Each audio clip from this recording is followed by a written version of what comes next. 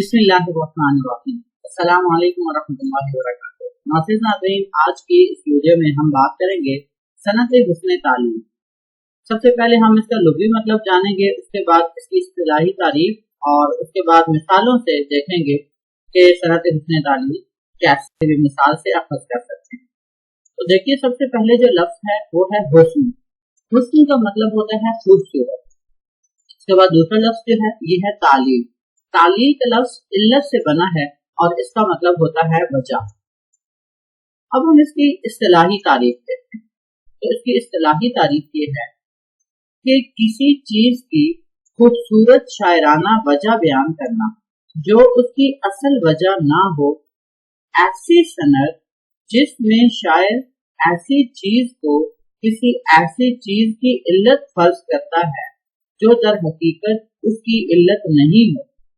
मसलन फूल के खिलने की वजह ये बयान करना कि वो बुलबुल की नगमा संजी पर खुश हो रहा है या खुशी में हंस रहा। अब हम इसकी मिसाल देखते हैं।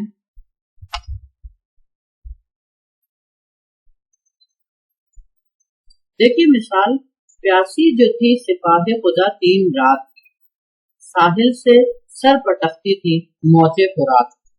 अब देखिए यहाँ पे शायर ने साहिल से मौजों के सर पटकने की ये इल्लत, ये वजह बयान की है कि सिपाही खुदा यानी हजरत इमाम हुसैन और आपका काफिला जो है वो 3 रात से प्यासा था। हालांकि ये वजह नहीं है, बल्कि खुराक की मौजें तो अपनी रूटीन में जो है वो साहिल से टकरा रही।